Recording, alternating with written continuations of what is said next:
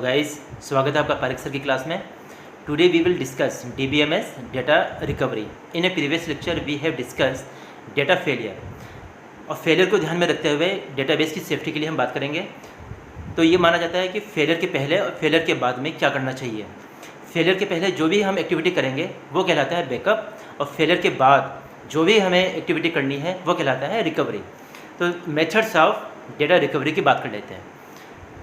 First आता है data backup, second checkup points, third crash recovery, fourth log based recovery, fifth recovery with concurrency. तो पहले देखते हैं कि वन बाय वन हम चेकआउट करेंगे कि ये पॉइंट्स क्या कहते हैं। सबसे पहला आता है डेटा बैकअप। जैसे कि मैंने बताया कि फेलियर के पहले जो भी एक्टिविटी होती है डेटाबेस के लिए वो होता है बैकअप। तो यहाँ पर बैकअप का मीन्स आ गया कि चाहे डेटा वोलेटाइल मेमोरी में हो या नॉन वोलेटाइल मेमोरी में हो, एक यूज़र के पास में स्टेबल स्टोरेज होनी चाहिए, जैसे कि मैग्नेटिक डिस्क है या फिर पेन ड्राइव है। तो यहाँ पर भी डेटा स्टोर करके सेफ जगह पर रखनी चाहिए। तो ऐसे स्टोरेज को हम बोलते हैं स्टेबल स्टोरेज। और इसके अलावा भी दो टाइप्स के बैकअप माना गया है, remote backup, second local backup.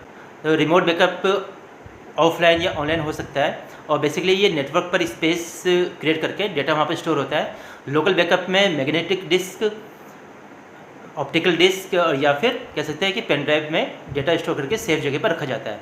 और डायग्राम्स के बेसिस पर हम देख सकते हैं कि कोई भी यूज़र का system local data backup and remote data backup से जुड़ा होता है। अगर यूज़र के सिस्टम में किसी भी टाइप के फेलियर आ जाती है तो local data backup automatically user के सिस्टम से स्टेबलाइज कर लेगा और यूज़र को पता भी नहीं चलेगा और वो अपना काम प्रॉपर वे में कर लेगा। और in case local data backup में भी प्रॉब्लम आ जाती है, तब रिमोट डेटा बैकअप यूज़र के सिस्टम से ऑटोमेटिकली स्टेबलाइज कनेक्शन क्रिएट कर लेगा और यूज़र अपना काम परफॉर्म कर लेगा।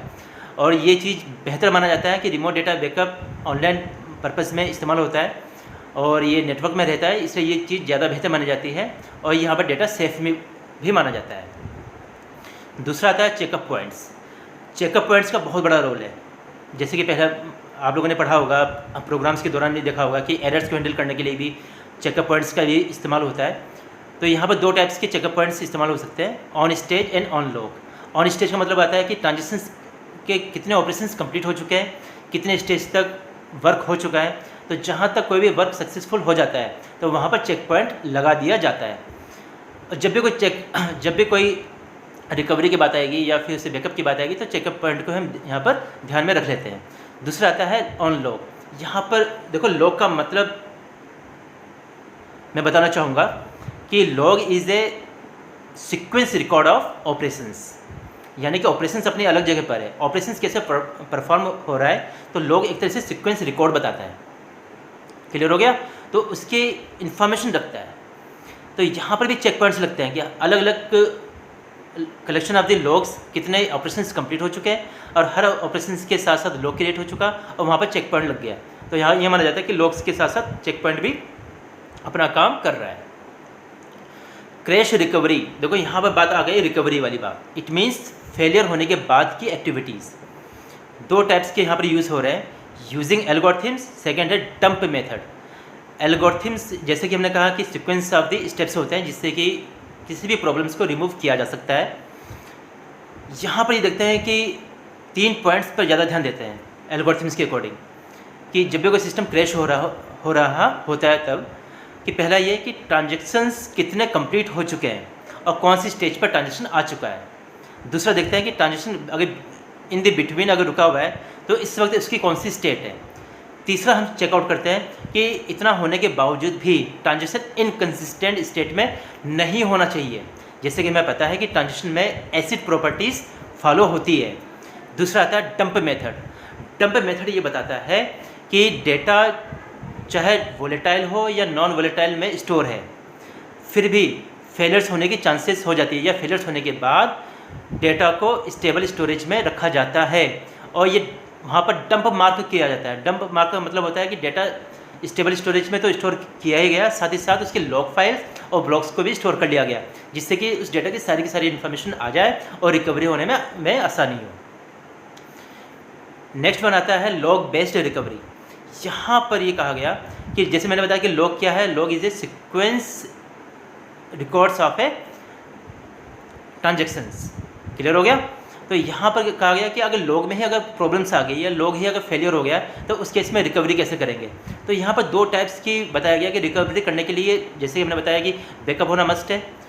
तो यहाँ पर देखते हैं कि दो टाइप से हम लॉग को स्टेबल स्टोरेज में स्टोर करवा सकते हैं। पहला आता है डिफर्ड डेटाबेस मॉडिफिकेशन, सेकंड है इमीडिएट डेटा मॉडिफिकेशन।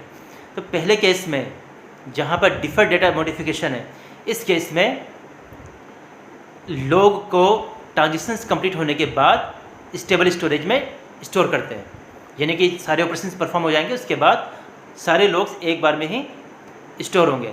दूसरा आता है इमीडिएट डेटाबेस मॉडिफिकेशन। यहाँ पर ये कहा गया कि डेटाबेस में या ट्रांजेक्शन के एक एक ऑपरेशन एग्जीक्यूट होने के बाद उसी दौरान लॉग को भी स्टेबल स्टोरेज में स्टोर करवाते हैं। अब यहाँ पर बात आती है कि दोनों में बेहतर कौन सा है। तो बेहतर के केस में देखा जाए तो पहला वाला पॉइंट ज़्यादा इजी है, क्योंकि यहाँ पर ट्रांजेक्शन कमिट होने के बाद ही डेटा लॉग को स्टोर किया जाता है और ये माना जाता है कि ट्रांजेक्शन सक्सेसफुल हो चुका है, यानी कि अब जो जिसका लॉग स्टोर नहीं हुआ है उसी पर ही रिकवरी की जाती है। लेकिन इमीडिएट डेटाबेस मॉडिफिकेशन जो है पैरेलल प्रोसेसिंग के लिए बेस्ट है, क्योंकि ये उसके इसमें अच्छा माना जाता है कि अगर ट्रांजेक्शन कमिट होने के पहले ही अगर कोई फेलियर आ जाता है, उस केस में ये देखा जाता है कि कितना लॉग कंप्लीट हो चुका है। तो यहाँ पर ये इमीडिएट वाली बात आ जाएगी। तो बेसिकली दोनों ही केस में काम कर जाता है। अब ये देखते हैं कि लॉग बेस्ड रिकवरी अपना काम करता कैसे है। तो जैसे कि कहा गया कि कोई भी ट्रांजेक्शन बेसिकली 3 तरीके से काम करता है कि ट्रांजेक्शन का स्टार्ट होना, ट्रांजेक्शन में किसी भी आइटम की वैल्यू को चेंज होना, या ट्रांजेक्शन कमिट होना या एबॉर्ट होना। उस केस में लॉग कैसे क्रिएट होता है। जब भी कोई ट्रांजेक्शन स्टार्ट होता है तब लॉग का क्रिएट करने का तरीका है TN, स्टार्ट। यहाँ पर TN का मीन्स है ट्रांजेक्शन, स्टार्ट बताता है एक पैरामीटर है जो कि कह रहा है कि ट्रांजेक्शन स्टार्ट हो चुका है। दूसरा जो मैंने बताया कि किसी आइटम की वैल्यू को चेंज करना, तो यहाँ पर लॉग लिखने का तरीका है TN, X, V1, V2। यहाँ पर X आइटम है, TN ट्रांजेक्शन है, V1 X की इनिशियल वैल्यू है, V2 X की अपडेटेड वैल्यू है। थर्ड आता है ट्रांजेक्शन अगर कमिट हो रहा है तब ट्रांजेक्शन कमिट होने के दौरान लिखा जाता है TN, कमिट यहाँ पर पैरामीटर है जो ये शो करता है कि ट्रांजेक्शन कंप्लीट हो चुका है, सक्सेसफुली एग्जीक्यूट हो चुका है। अगर एबॉर्ट होगा तो कमिट की जगह पर एबॉर्ट हम लिख देंगे। फिर नेक्स्ट पॉइंट आता है कि रिकवरी विथ कॉन्करेंसी। जैसे भी मैंने बताया कि अगर एक से ज़्यादा ट्रांजेक्शन्स एग्जीक्यूट हो रहे हैं तो उस केस में कई सारे लॉग्स बनेंगे, और जब लॉग्स कई सारे बनेंगे तो एक लॉग्स दूसरे ट्रांजेक्शन के लॉग्स पर ओवरलैप भी कर सकते हैं, इंटरलीव भी कर सकते हैं। यहाँ पर इस कमी को रिमूव करने के लिए अगर लॉग्स में अगर इस तरह से प्रॉब्लम आ रही है तो कैसे रिकवरी करेंगे। तो चेक पॉइंट का बहुत बड़ा रोल है। यहाँ पर ये कहा जाता है कि चेक पॉइंट्स उस जगह पर लगाया जाता है कि जहाँ पर ट्रांजेक्शन कमिट हो चुका है, तो वहाँ पर लगाने के बाद चेक पॉइंट्स उसके पहले के सारे लॉग्स को डिलीट मार देता है। तो यहाँ पर जो एक बर्डन पड़ रहा था किसी भी डेटाबेस पर कि काम कैसे होगा, तो लॉग को डिलीट करने के बाद डेटा सेव रहेगा, सारी चीज़ें सही रहेंगी, लेकिन स्टोरेज कैपेसिटी जो ओवरलैपिंग के जो प्रोसेस थे वो यहाँ पर रिमूव हो जाएगी। दूसरा आता है रिकवरी के केस के अंदर ये भी एक चेक पॉइंट से जुड़ा हुआ है। तो ये रिकवरी के केस के अंदर यहाँ पर 2 टाइप की लिस्ट क्रिएट होती है। एक तो होती है रीडू लिस्ट, दूसरी होती है on do list. Redo list तब इस्तेमाल होती है जब भी कोई रिकवरी के दौरान स्टार्टिंग पॉइंट कौन सा है, अगर स्टार्टिंग पॉइंट स्टार्ट वाला है तब वो जो है ऑन डू लिस्ट में जाएगा, यानी कि अपने पीछे वाले केस में जाएगा कि पीछे कितना काम हो चुका है। अगर स्टार्टिंग वाला केस में अगर आ रहा है, अगर स्टार्ट हो रहा है तो फिर वो ऑन डू लिस्ट में जाएगा। क्लियर हो गया। और हम बात करते हैं कि कमिट हो चुका है तो कमिट होने के बाद वो रीडू लिस्ट में जाएगा, यानी आगे की तरफ ये मूव करेगा। जैसे डायग्राम से हम देख सकते हैं यहाँ पर कि चेक पॉइंट T1 टाइम पर लग गया, यानी T1 के पहले जितने भी ट्रांजेक्शन्स हुए या ऑपरेशंस परफॉर्म हुए वो सारे के सारे एग्जीक्यूट हो चुके हैं और सारे की सारी लॉग फाइल भी एग्जीक्यूट कर दी गई, डिलीट मार दी गई। T2 टाइम सही तरीके से काम हुआ, T3 पर भी सारे ऑपरेशंस परफॉर्म हो गए, लेकिन T4 टाइम पर आने के बाद जो कि ट्रांजेक्शन अभी कंप्लीट नहीं हुआ है यहाँ पर फेल हो जाता है, तब यहाँ पर अगर रिकवरी वाला पॉइंट देखें तो T4 से T1 के बीच में रिकवरी होगी, यानी यहाँ पर जो केस आएगा वो ऑनडू का आएगा, क्योंकि अभी कमिट नहीं हुआ है। जब तक कमिट नहीं होगा तब तक ये ऑनडू ही चलेगा और T1 पॉइंट तक पहुँचेगा। T1 में कहा गया कि चेक पॉइंट लगा हुआ है, इट मीन सारे के सारे पॉइंट्स हो चुके हैं और स्टार्ट आने के बाद वो रीड्यू लिस्ट में जा सकता है। आई होप ये रिकवरी का जो पोर्शन है समझ में आ गया होगा। इंपॉर्टेंट टॉपिक है, बेसिकली कई सारे स्टूडेंट्स इस चीज़ को छोड़ देते हैं, तो मैं ये कहना चाहूँगा कि डेटाबेस के सेफ्टी पॉइंट से ये काफ़ी इंपॉर्टेंट टॉपिक है। Thank you too much. Next lecture में हम DBMS से रिलेटेड अदर टॉपिक्स देखेंगे। Thank you.